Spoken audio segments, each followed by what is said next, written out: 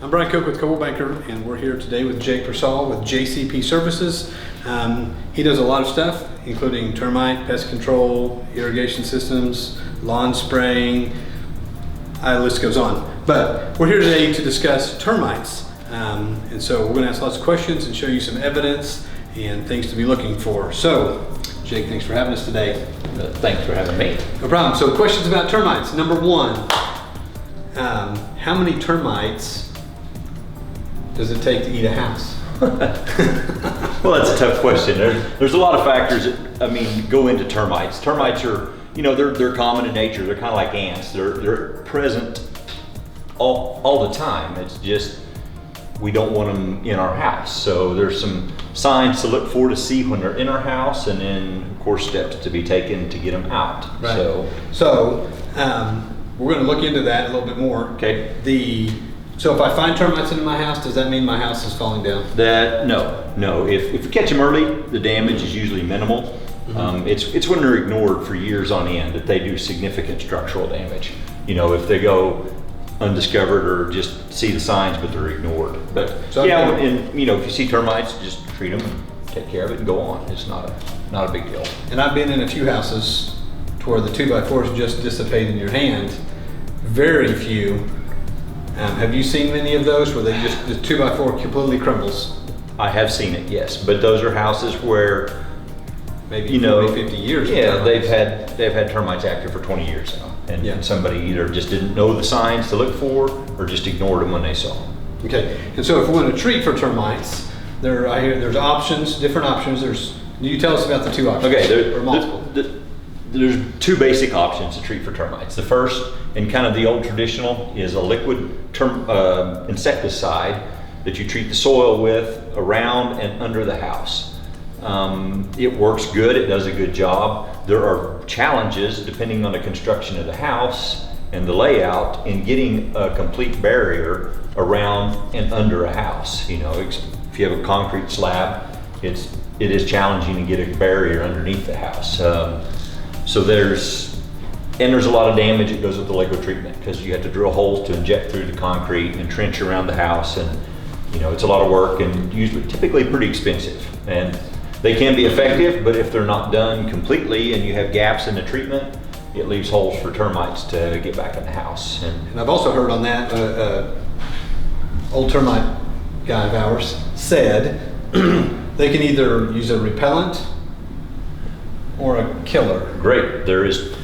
Yes, in a liquid treatment, there is repellent and non-repellent chemical. A repellent chemical relies upon, for them to be effective, it relies upon a completely unbroken, perfect barrier around and under the house. Anywhere there's a gap, that's an opening for termites to enter the house. A non-repellent liquid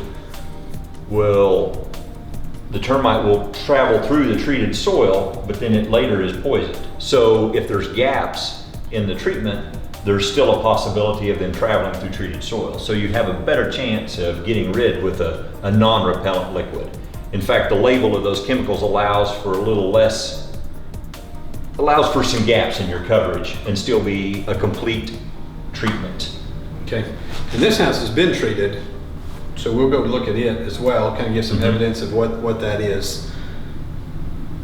Okay, let's go do that. Okay, well, let's discuss this. And here's a third treatment while we're talking on treatment. Yes. It's a bait system, and it works. It's a total different philosophy. You're not trying to put a chemical barrier that stops the termites from getting in the house. All you're doing is trying to intercept the termites and then get rid of them completely. So the way a bait system works is the bait cartridges are placed in the soil around the property, and then the termites in their natural foraging will find a bait station, and when they will feed on it and then share the poison with the rest of the colony, and then over a period of time of a couple of months or so, it poisons out the entire colony. And termites, they have been documented to travel up to 100 yards from their colony to a food source. So, with a bait system, on average, there's 30 stations around a house, so about every 10 foot around the house. So they will find one eventually. So far, we've had 100% success rate on treating known active termites with bait. They So find them. how quick, so if I find termites in my wall, how quick will I not see termites in my wall? Typically what we see is 6 to 8 months. Usually takes them a couple of months sometimes to find and feed on these, to find a station. And then once they start feeding, it takes 2 to 3 months for it to work and poison out the colony. It has taken longer, but that's pretty typical. It's what we see is 6 to 8 months. You're discussing colonies, let's talk about numbers. How many termites are in a colony traditionally? The subterranean termites we have around Woodward, Oklahoma, typically are 100 to 200,000 insects in a colony. So, wow, that'd be a lot. Yeah, and there can be multiple colonies. Probably not here. I imagine it's east of here somewhere where there's more termite pressure than we have. But there has been documented up to 27 colonies found around one single house. So, yeah, termites are. We probably don't have that many, but we do have, termites are definitely a real fact of life here in Woodward. Just on the outside of the front door, there's spots on the floor and the concrete. So what we're looking at here, kind of highlight those a little. This is just evidence of drill holes where this house has been treated with a liquid termiticide, where they have drilled holes down through the concrete to inject the chemical into the soil around the house. So, a lot of times when I'm doing an inspection, that's one thing I look for is to see if holes have been drilled, so if a treatment has been done. Okay, here we are back in the house, and now we're gonna see some signs of where there is termite activity in this tight little bathroom we're in here. If you look in this corner right here, there are just these slight, subtle little spots of dirt on the wall. And if I was to go and scrape this dirt off, you can see just a tiny little pinhole back there in the wall. And that is what they call an exit hole, where termites kick out their waste as they're climbing. Another spot right here, we can see a little bit of flake in the paint. And if you was running your hand over this, you can feel that feels kind of soft behind there. And you see where I rubbed that, and you can see where the termite trails are, where they have gone on the sheetrock and eaten the paper off behind the paint. So right now, if we scraped hard enough on that, you could open that up and see where the termites have been active. In fact, here in just a minute, we'll look at some walls and see where we've already pulled the paper back, and you can see where the termite activity is. But a lot of times these small little holes, that's the only outward sign that the termites are even present, is just these tiny little exit holes. And they just look like little pinholes with dirt around them. But those always, that's kind of one of the big signs that look for to see that the termites are present. So we found some holes in some sheetrock the paper's been eaten off. So what does it look like behind the paper? Here, if you want to explain any of parts of that. So this piece was where we started discovering the termite issues from the patches. There was a weird patch here, and we thought, why is this patch like this? And we started messing around, and then as we messed with it, you might want to close up this. As we started messing with it, we noticed that the paper is loose. So we were peeling it off so you can see the termite behind it, and it just keeps peeling. And so, and that's what all these patches are here, are from the termites eating the paper off the,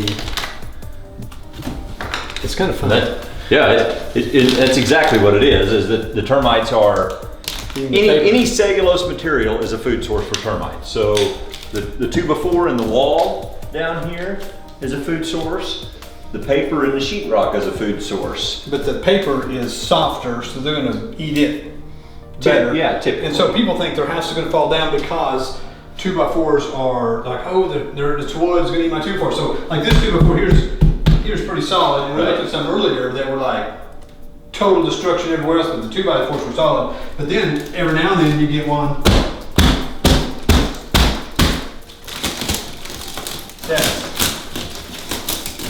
Oh, by the way, this is not a normal termite inspection. We don't do this to just anybody's house. Yes, yeah. I don't do this during the termite inspection. So you can see how they've eaten all the way in through that soft pieces of the wood. Yeah, and you'll notice they kind of eat through certain layers of the wood. Like certain growth rings are softer, so they eat those. So there's just there may be significant damage in the paper. They open that door for us. But there may be minimal. Wow, look at that. Yeah, that's more their shelter. Now we've tubes. messed with all of this termite damage today, and we have not seen one live bug. So just because we're finding damage doesn't mean there's live termites here right now, but we're still probably going to treat the house. Just to make sure. Okay, Jake, a couple more questions. Okay. So we're standing in the original evidence that we found the first day we came in, and we destructed away to see how bad the damage was. Of course, these 2x4s are way solid. Even though you see they've eaten into them, they're all real solid 2x4s. So again, the one 2x4 we found is probably unlikely that that's everywhere, and so treating the house would prevent any more damage. Again, we haven't seen anything live, so this could all be from 10 years ago. Could be old. Old damage. Yep. So, and correct me if I'm wrong, as the termites even leave and their tubes dry up, sometimes that's when the paper starts peeling off the walls and you see more evidence. Yes.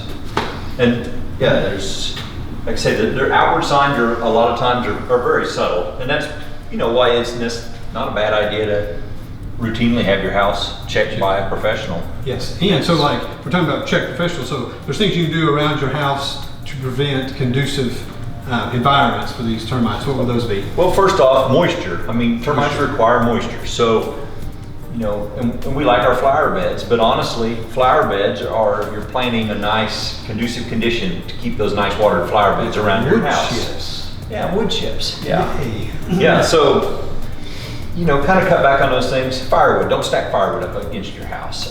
Old lumber, don't, get rid of it, don't leave it laying out on the ground.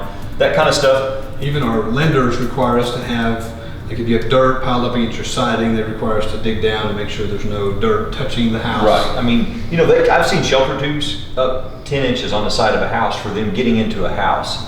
But don't make it easy for them. I mean, don't leave extra food sources around it. Or drippy faucets. Makes the soils. Right, the condensate drain from your air conditioner. Get that out away from the house. Don't leave it dripping right there next to your foundation. That makes a nice constant moisture source for them. Anything like that. Leaky bath traps inside the house. Get stuff like that checked out, and this, that makes it easier for them to live around your house. Okay, another term we hear around Woodward sometimes, especially in the spring, is termites are swarming. Sometimes they're I think maybe ants, but we don't know what they are. But they'll say, "Hey, I think my house is swarming," and you probably get those calls. Are these termites? Come check that out. Tell us about that. Okay, termites and ants both swarm in the spring, and what they're doing is sending out representatives from their colony to establish a new colony somewhere else. So if you see swarming ants or termites outside your house, that's not a sign that you necessarily have termites in the house. That just means there's termites somewhere around. If you see them inside the house, if you see the little black flying insects inside the house, it could be ants or it could be termites. The quickest, easiest way to tell is termites have a straight waist. Their body just is straight from front to back. Ants have a real tight pinched waist. It's almost like two round segments stuck together. So if you can look at them and see that tight waist, it's ant problem. But if you see a straight body inside your house, that's swarming termites. And that means that there's probably an active infestation in the house somewhere. So it's better to be safe and just call you and have you come check it out. Yes, so for sure. While we're talking about that, why don't you give us the information on how we get a hold of you?